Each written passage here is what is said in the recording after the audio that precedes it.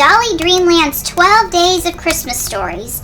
Every day from now until Christmas, one of your favorite characters from Dolly Dreamland will read you a Christmas story. I have a special seat for you right here by the fire. You can snuggle up with your favorite doll or teddy bear and get nice and cozy with a warm blanket and lots of pillows. I've made a snack for us to share. Would you like an eclair and some hot tea?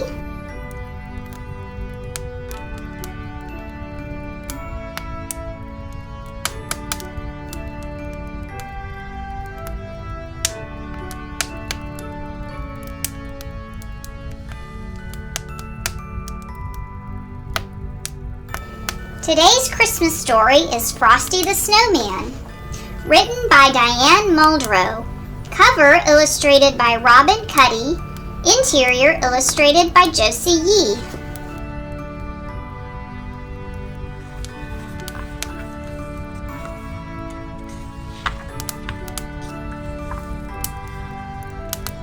It all started with the snow, the first snow of the season. As every child knows, there's a certain magic to the very first snow, and when it falls on the day before Christmas, something wonderful is bound to happen. "Children, back to your seats," called the teacher. "The snow can wait. I've hired Professor Hinkle the magician to entertain us for our Christmas party." Unfortunately, Professor Hinkle was just about the worst magician in the world.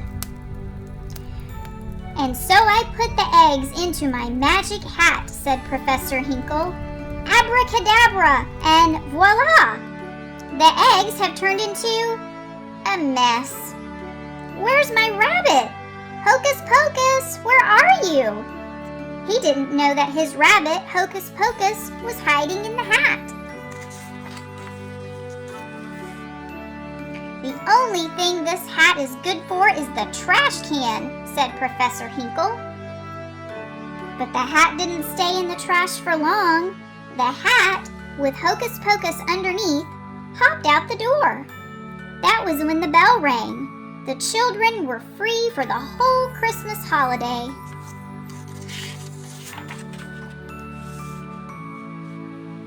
"Hey, look at the snow!" cried the children as they ran outside. They worked together to build the first snowman of the season. Once the children had given him eyes, a nose, and a mouth, it was time to name him.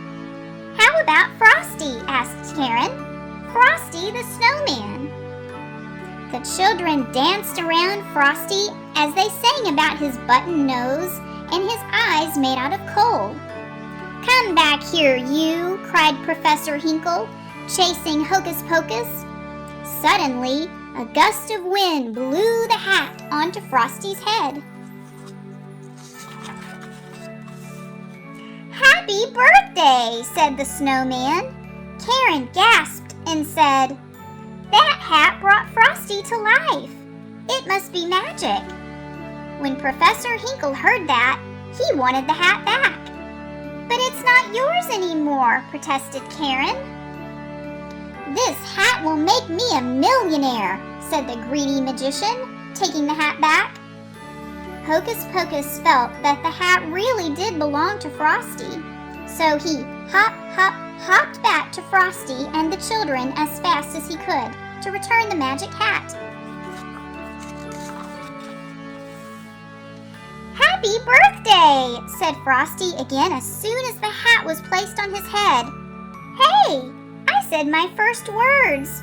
I'm alive. What a neat thing to happen to a nice guy like me." The magic hat made Frosty dance around. The children cheered as Frosty began to laugh and play with them. There had never been such a wonderful winter day. When the sun peeked out from behind the clouds, Frosty exclaimed, "Oh, I'm all wishy-washy. I'm starting to melt." The children knew they needed to take Frosty somewhere where he'd never melt, like the chilly North Pole. They decided to go to the railroad station and find a train for Frosty. "Let's have a parade through town," shouted Frosty. Come on, kids, follow the leader. All too soon it was time for the train and Frosty to leave. I'll go with you, Frosty, said Karen. I'm sure I'll be back in time for supper. Karen, Frosty, and Hocus Pocus jumped into a refrigerated boxcar on a freight train headed north. No one saw Professor Hinkle sneak under the train car and hold on.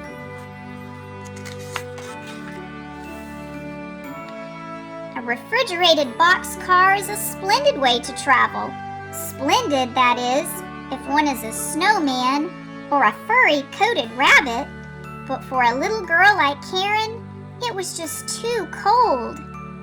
So when the freight train made a stop, Frosty got them all out. No one saw Professor Hinkle jump off too. Frosty took Karen and Hocus Pocus to a wooden glen where they found animals decorating the trees for their big celebration.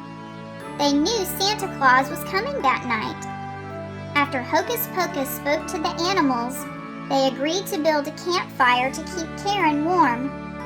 But it didn't take long for Professor Hinkle to catch up with the friends. Get on my shoulders, Karen, cried Frosty. Frosty, since he was made of snow, was the fastest belly whopper in the world. Soon he and Karen were sliding down a hill, leaving that greedy Professor Hinkle far behind. At the bottom of the hill was a tiny greenhouse for growing tropical poinsettias for Christmas. It was the perfect place for Karen to stay warm. Frosty, you'll melt in here, warned Karen. I'll only stay inside for a minute, Frosty assured her. But that nasty Professor Hinkle caught up with them once again. He locked the door, trapping the friends inside. That night, Hocus Pocus led Santa Claus to the greenhouse to save Frosty. But by then, poor Frosty had melted completely.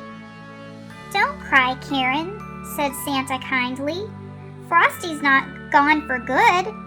You see, he was made out of Christmas snow. You can bet your boots that when good, jolly December wind kisses it, it'll turn into Christmas snow all over again. Just watch. Santa opened the door, and when the wind whirled in and out, Frosty was back. Santa was about to place the magic hat on Frosty's head when Professor Hinkle shouted, "I want that hat, and I want it now!" Santa replied, "If you touch this hat, I'll never bring you another Christmas present.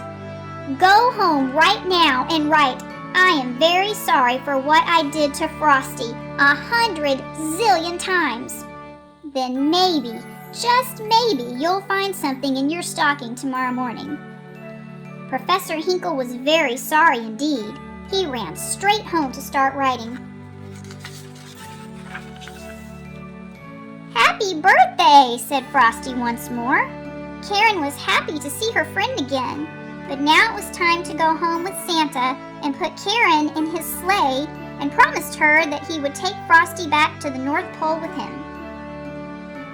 Karen hated to say goodbye to Frosty, but Santa said that Frosty could return every year with the magical Christmas snow.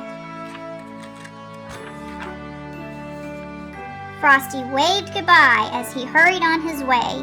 He shouted a promise to return the following Christmas, and every year he did just that. Merry Christmas! All of us here at Dolly Dreamland wish you and your family a very Merry Christmas. Don't forget to join us tomorrow night for another Christmas story. Good night! Ho, ho, ho!